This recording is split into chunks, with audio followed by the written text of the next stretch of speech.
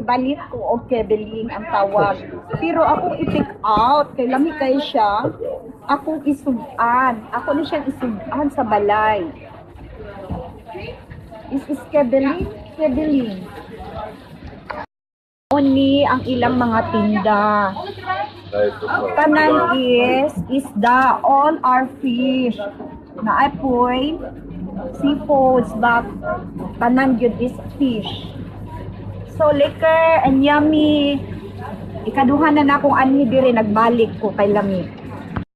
Okay, she gave me for a test. Yummy liquor ha. Okay, wag. Yeah. Kung ano siya isda, pero lami kaayo. Lami kasi isudan. So guys, nagulan na abdan kung ulan, aram akong order. Ako na siyang iuli sa balay kay akong parisan of rice.